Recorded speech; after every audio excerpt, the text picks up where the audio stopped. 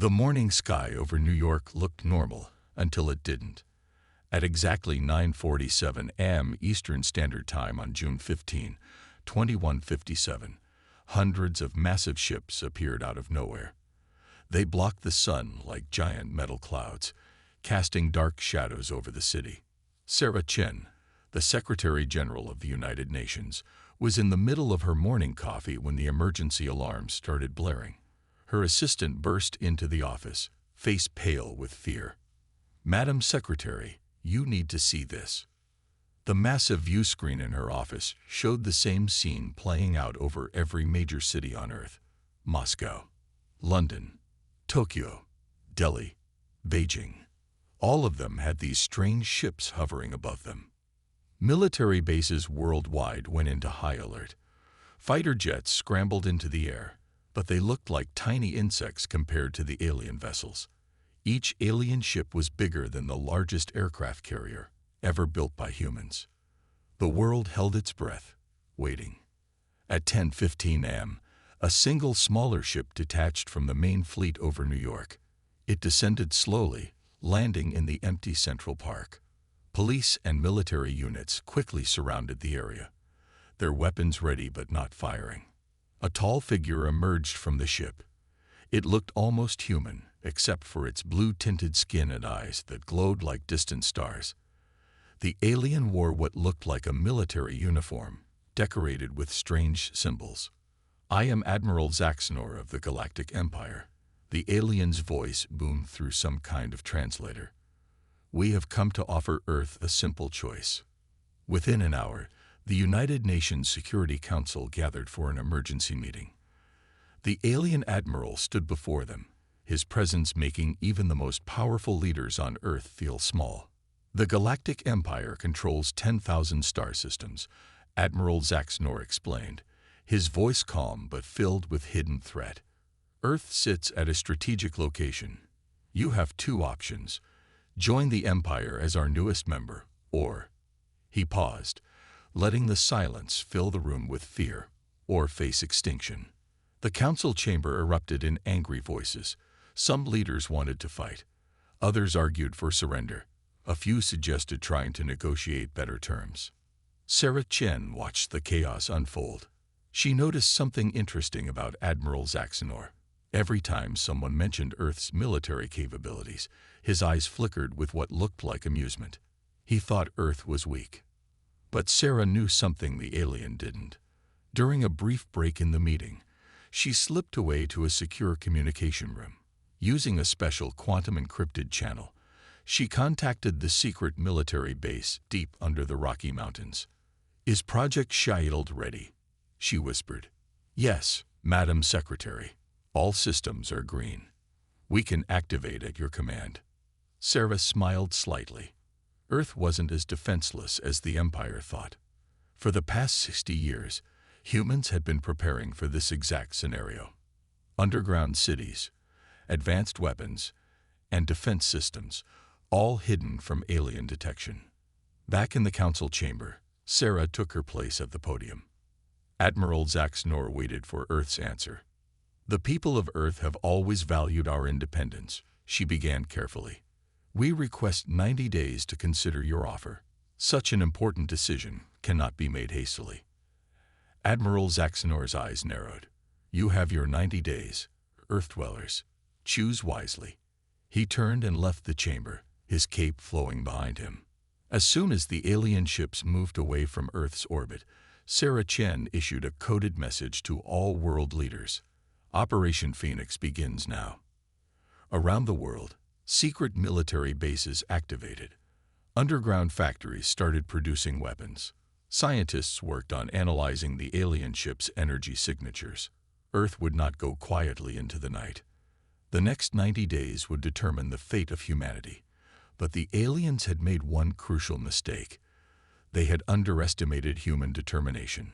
Earth was far from defenseless, and soon, the Galactic Empire would learn this the hard way. Deep beneath the Rocky Mountains, Dr. James Chen walked through the massive underground facility. His footsteps echoed in the brightly lit corridor as he made his way to the main control room. As the lead scientist of Project Shield, He hadn't slept properly since the aliens appeared 3 days ago. The control room buzzed with activity. Hundreds of screens showed different parts of Earth's secret defense system. Scientists and military personnel worked together, preparing for what might come. Dr. Chen, a young engineer, called out, "The quantum disruptor tests are complete. All systems are working at 100% efficiency."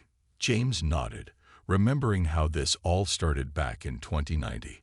A small team of scientists had detected strange signals from space. These signals suggested that Earth wasn't alone, and not all aliens might be friendly. The world's governments had made a secret decision then. Instead of building regular weapons, they would develop something completely different, something that no advanced alien race would expect from primitive humans. "Show me the latest HFY coverage," James ordered. A large holographic globe appeared in the center of the room.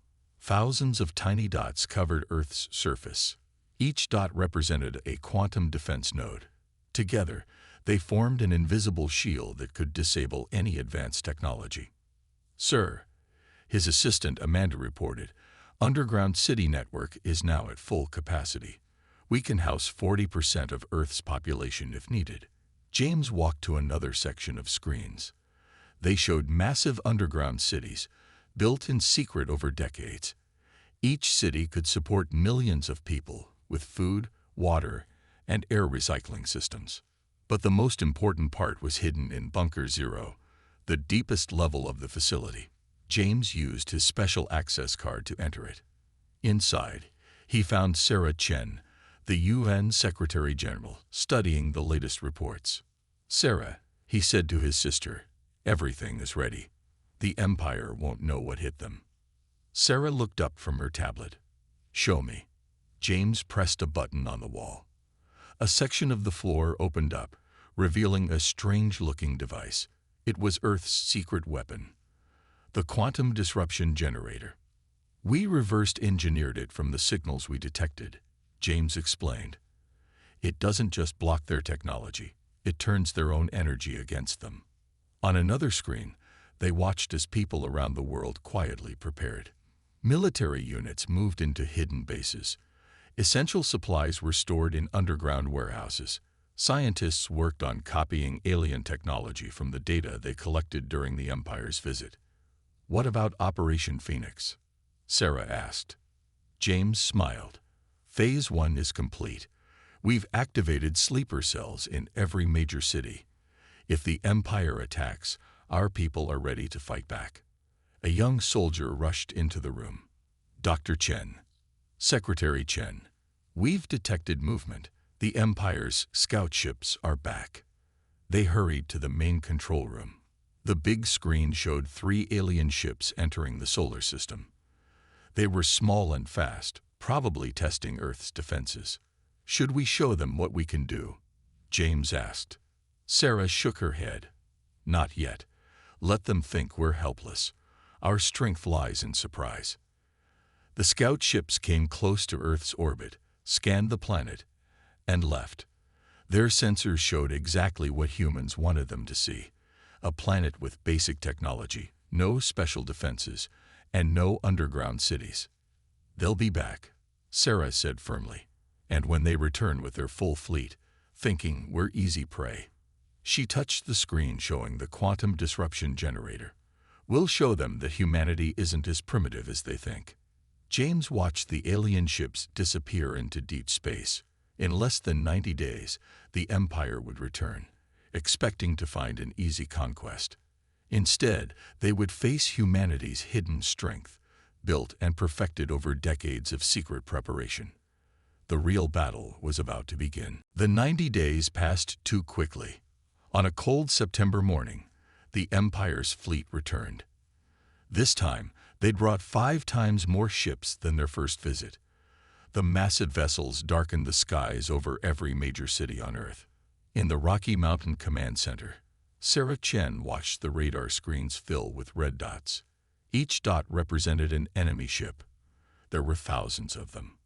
"All underground cities are sealed," Amanda reported. 30% of the population is now safe below ground.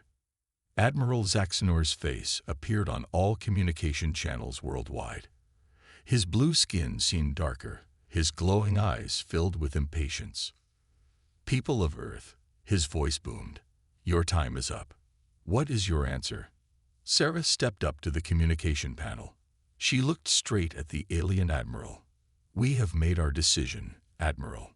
She paused, her finger hovering over a hidden button. "Earth declares no entry for the Galactic Empire." Admiral Zaxanor laughed. "Then you choose extinction. Very well." He turned to give orders to his fleet. "Now, James," Sarah shouted into her secure comlink. Deep underground, James Chen activated Project Shield. Thousands of quantum disruption nodes lit up around the planet. An invisible web of energy surrounded Earth. The Empire's ships moved forward, preparing to attack. But something went wrong. Their weapons wouldn't fire. Their shields started failing. "What is happening?" Admiral Zaxanor demanded, watching his fleet's systems crash one by one. Sarah allowed herself a small smile. "Did you really think we spent the last 60 years doing nothing? Earth is not as primitive as you assumed, Admiral." The first wave of Empire ships lost power completely. They floated helplessly in space. The second wave tried to retreat but got caught in Earth's quantum field. "Launch Operation Phoenix," Sarah commanded. Hidden doors opened in mountains and deserts around the world. Earth's secret fleet rose into the sky. These ships, built using reversed engineered technology, were immune to the quantum disruption. "Impossible," Admiral Zaxanor shouted. "Your species doesn't have this level of technology." "You should have studied us better," Sarah replied. "Humans have one special talent. We learn, adapt, and prepare." The battle in orbit was spectacular. Empire ships, their advanced technology useless, fell one by one to Earth's carefully planned attack. Some managed to escape, jumping away into hyperspace. Admiral Zaxanor's flagship tried to fight back using backup systems, but Earth's forces surrounded it. James Chen's voice came over the command channel. "Your ship is trapped in our quantum field, Admiral. Surrender or be destroyed." For a long moment, silence filled the communication channels. Then Admiral Zaxanor spoke, his voice filled with rage and disbelief. "This is not over," he growled. His flagship suddenly glowed bright blue. In a flash of light, it disappeared, somehow breaking through the quantum field. In the command center, James rushed to check the readings.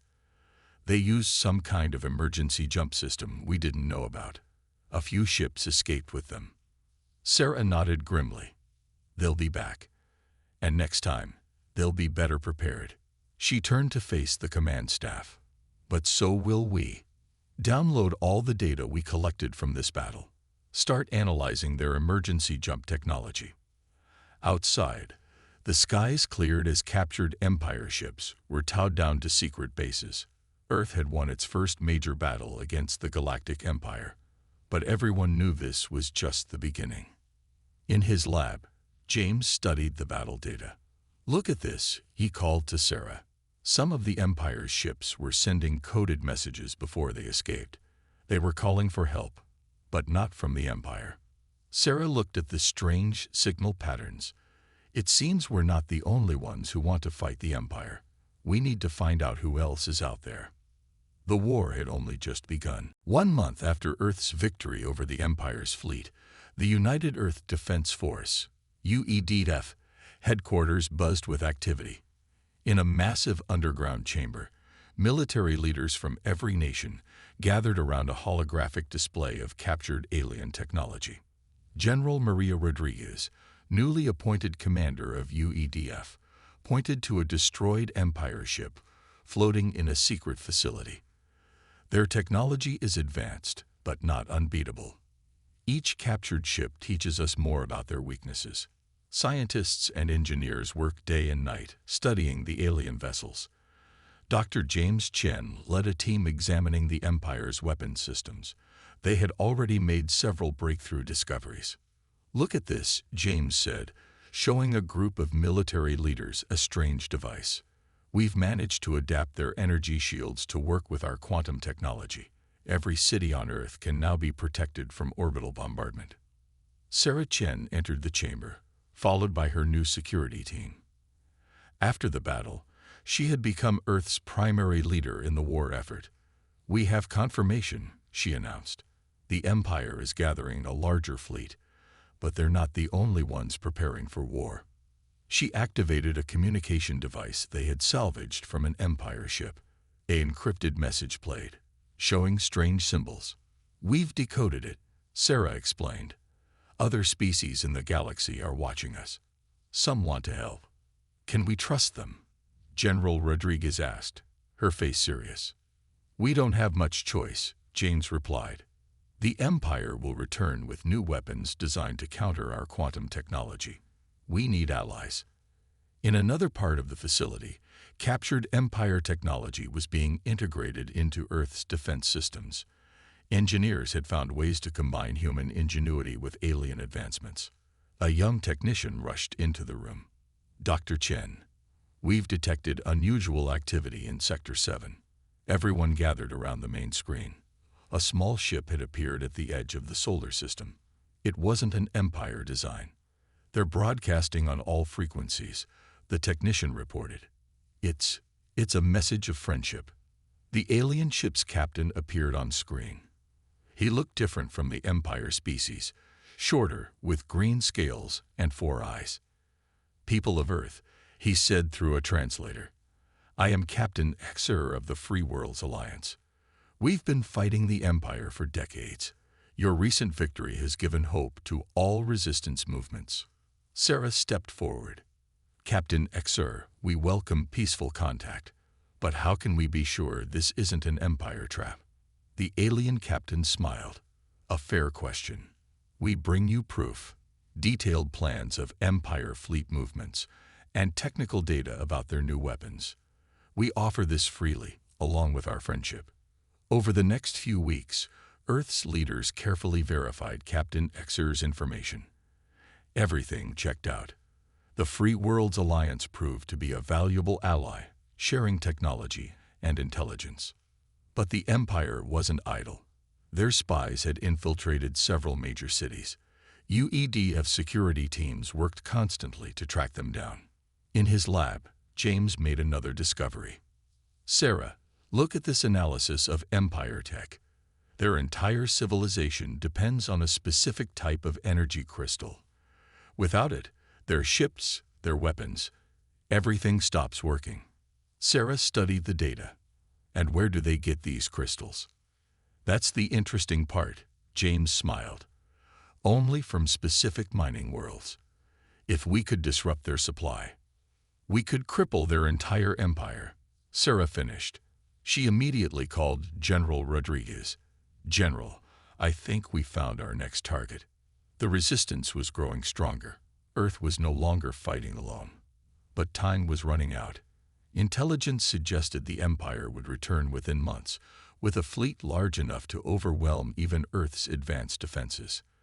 The next phase of the war would determine not just Earth's fate, but the future of all species fighting for freedom against the Empire's tyranny. Captain Xer's ship wasn't the last to arrive. Over the next 2 weeks, vessels from 7 different alien species reached Earth, each offering alliance against the Empire. The UEDF headquarters had become a hub of interstellar cooperation. Sarah Chen stood in a newly constructed meeting chamber, surrounded by alien representatives. Each species brought their own unique technology and knowledge. The green-scaled Xerans specialized in stealth systems. The crystal-bodied Lumini were experts in energy weapons. The mysterious shadow-like Voidwalkers knew the Empire's secret transportation routes. "The Empire fears you," announced Kittle, a tall Voidwalker diplomat. "That's why they attacked Earth so quickly. They saw something in humans that terrified them." James Chen, working with alien scientists, made a breakthrough in his lab. "It's our adaptability," he explained to the gathered allies. "Look at this data. Most species take centuries to advance their technology. Humans do it in decades." On the main screen, Historical data showed Earth's rapid technological progress. In less than a century, we went from basic flight to quantum technology, James continued. The Empire's leadership saw this and realized we could eventually surpass them. Alerts sounded through the facility. General Rodriguez rushed in. We've captured an Empire spy, but this one's different. He wants to talk. The captured spy was brought in under heavy guard. To everyone's surprise, he was a high-ranking Empire official. "I am Council Member Vex," he announced, "and I bring grave news. The Empire is not what you think it is." Sarah stepped forward. "Explain." "The Empire's ruling council is using forbidden technology," Vex revealed. "They're not just conquering worlds. They're harvesting their energy, their resources, even their people's life force. Earth's quantum technology threatens their control because it can disrupt their harvesting systems." The chamber erupted in shocked discussions. The alien allies shared looks of horror. This explained many mysteries about their own world's histories. James quickly analyzed the data Vex provided. "He's telling the truth. These energy readings we detected during the battle, they weren't weapon signatures. They were trying to start a planetary harvest." "There's more," Vex continued. "Admiral Zaxnor isn't just preparing a larger fleet. He's bringing the Harvester, a planet-sized machine that can drain entire worlds in hours." Sarah turned to the alien allies. "We need to combine our technologies. Earth's quantum disruption, Xiran stealth systems, Lumini energy weapons, Voidwalker transport knowledge. Together, we might have a chance." In the labs below, human and alien scientists worked together. They created hybrid technologies never seen before in the galaxy. Earth's underground cities were upgraded with alien defense systems. The quantum shield network was enhanced with Lumini crystals. But the Empire wasn't waiting. Long-range sensors detected massive fleet movements. The Harvester was on its way. "How long do we have?" Sarah asked during an emergency meeting. 2 weeks, maybe less," Captain Exer replied. "But we're not ready. The combined fleet needs more time." James stepped forward with a daring plan. "What if we don't wait for them to come to us? We know their fleet movements. We know about the crystal supply worlds. Why not strike first?" The alien allies looked at each other. This was not their usual way of fighting. But humans had already proved that unusual strategies could work against the Empire. "A preemptive strike." General Rodriguez nodded. "Hit their supply lines while they're focused on gathering their forces." Sarah studied the strategic displays. "We'll need volunteers for a desperate mission. Small teams, using Xiran stealth tech and Voidwalker routes, could reach the crystal worlds undetected." The next few hours were filled with intense planning. The first major offensive of the new alliance was taking shape, but everyone knew they were racing against time. The Empire's Harvester was coming. And if they failed, Earth wouldn't be the only world to fall. Operation Starburst began at midnight. 3 combined strike teams launched from Earth's secret bases, each using Xiran stealth technology to stay invisible. Sarah Chen watched from the command center as the mission details appeared on the main screen. Strike Team Alpha, led by Captain Exer, headed for the Empire's largest crystal mining world. Strike Team Beta, under General Rodriguez, targeted their main supply depot. Strike Team Gamma, commanded by James Chen, moved towards the Empire's fuel processing stations. "All teams are dark," reported a Voidwalker operator, using shadow paths to bypass Empire detection grids. The teams carried Earth's newest weapon, hybrid quantum disruptors powered by Lumini crystals. These devices could shut down Empire technology permanently, not just temporarily like before. James's voice crackled over the secure channel. "Team Gamma approaching first target. Empire defenses are heavier than expected. At least 30 warships guarding the fuel stations." "Proceed as planned," Sarah ordered. "We have to hit all targets within the same hour, or the Empire will have time to react." The next 30 minutes were intense. Team Alpha reached their crystal mining world first. Captain Xer's voice was calm as he reported, "Stealth systems holding. Deploying quantum charges now." Suddenly, alarms blared through the command center. A massive Empire fleet had just appeared near Mars. Leading them was Admiral Zaxonor's new flagship, 3 times larger than his previous vessel. "This is impossible," a technician shouted. "Our intel said they were days away." "It's a trap," Sarah realized. "They knew we would try to hit their supply lines." She quickly opened channels to all teams. "Abort mission. Return immediately." But it was too late. The teams had already engaged their targets. On the screens, chaos erupted across multiple sectors. The Empire had prepared ambushes at every location. Team Beta taking heavy fire. General Rodriguez reported, "But we've already planted half the disruptors. We can still complete the mission." James's Team Gamma was in the worst position, surrounded by Empire ships. "We're not retreating," he declared. "The fuel stations are key to their fleet operations. We have to take them out." Admiral Zaxonor's voice boomed through all channels. "Did you think we wouldn't adapt to your tactics, humans? Your alliance is impressive, but futile. The Harvester approaches, and soon your world will feed our Empire's growth." Sarah made a quick decision. "All Earth Defense Forces, launch. Protect those teams at any cost." She turned to the alien allies in the command center. "We need every ship you can spare." The skies above Earth lit up as hundreds of ships took off. Human vessels flew alongside alien craft, forming the largest combined fleet ever seen in this part of the galaxy. The battle that followed was beyond epic. Empire ships clashed with Alliance vessels across the solar system. Quantum weapons disrupted Empire technology, while Lumini energy beams cut through their defenses. Voidwalker ships appeared and disappeared, striking from impossible angles. In the chaos, Team Alpha managed to complete their mission. The crystal mining world's facilities exploded in a chain reaction. Team Beta, though heavily damaged, destroyed the supply depot. But Team Gamma was still trapped. James's voice came through, broken by static. "Main fuel station rigged to blow. But we're surrounded. No way out." Sarah watched helplessly as Empire ships closed in on her brother's position. Then something unexpected happened. Admiral Zaxonor's flagship suddenly changed course, abandoning its attack on Earth to race towards the fuel stations. "He's not trying to stop them," Sarah realized. "He's trying to reach something at those stations before we destroy them. Something important enough to risk everything." The final moments of the battle would reveal secrets that would change everything they thought they knew about the Empire. As Admiral Zaxonor's flagship raced towards the fuel stations, Sarah Chen made a desperate decision. "All ships, ignore the main Empire fleet. Follow that flagship. Whatever's at those stations, we can't let them reach it first." James's Team Gamma was still trapped at the fuel stations, fighting for survival.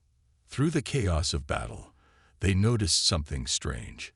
Deep scans revealed a massive energy source hidden beneath the main station.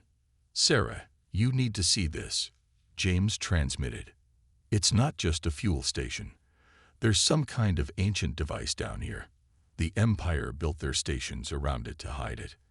Admiral Zaxonor's voice cut through all channels. "You understand nothing. That device is the source of our power, the heart of the Empire. For 10,000 years, it has given us control over all advanced technology in the galaxy." The truth finally clicked in Sarah's mind. That's why our quantum technology worked so well. It wasn't connected to their control system. The battle around the fuel stations intensified. The Alliance fleet, led by Captain Xer and General Rodriguez, engaged the Empire ships while Sarah's command vessel raced to reach James's position. Inside the station, James and his team fought their way to the ancient device chamber. What they found was incredible. A massive crystalline structure pulsing with energy. "It's some kind of technology suppressor," James reported. "It can shut down or control any tech that's based on Empire systems. That's how they maintained their power for so long." Admiral Zaxonor himself appeared in the chamber, his armor now enhanced with glowing crystals. "Step away from the control heart," he commanded. "You don't know what you're dealing with." "I think we do," James replied. "You're not really an empire at all. You're parasites, using this device to steal and control other species' technology. That's why Earth scared you. We developed our tech independently." The Admiral laughed. "Clever humans. Yes, the control heart let us build our empire by suppressing others' technological growth. But now," he raised his weapon, "you'll never leave this chamber alive." But he had miscalculated. While James kept him talking, Sarah's forces had reached the station. More importantly, Team Gamma had planted quantum disruptors throughout the facility. "Now," James shouted. The disruptors activated simultaneously. The control heart's energy field flickered. Empire ships everywhere suddenly lost power. Even Admiral Zaxanor's enhanced armor failed. "Impossible," he gasped. "The control heart cannot be affected by primitive technology." "That's where you're wrong," Sarah said, entering the chamber with Alliance forces. "Earth's quantum tech isn't primitive. It's just different. And now, with our allies' help, we've made it strong enough to break your control forever." The control heart's crystal structure began to crack. Energy surged out in waves, but this time it was different. Instead of suppressing technology, it was freeing it. Across the galaxy, empire ships shut down. Suppressed worlds saw their own technology suddenly advancing rapidly, no longer held back by the control heart's influence. "You've doomed us all," Admiral Zaxanor warned as he was captured. "Without the control heart maintaining order, the galaxy will fall into chaos." "No," Sarah replied firmly. "The galaxy will be free.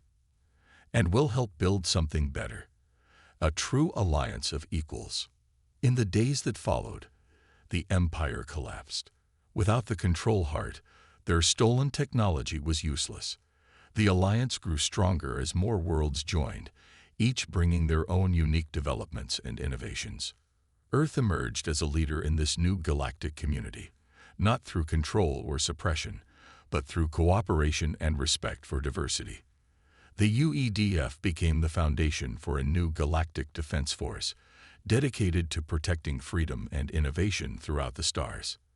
As Sarah looked out at the stars from the new Alliance headquarters on Earth, James joined her. "Not bad for a planet they thought was primitive," he smiled. "We never were primitive," Sarah replied. "We just chose a different path. And now that path will help guide the galaxy towards a better future." The empire that once declared join or die was gone. In its place, a new era of cooperation and freedom had begun.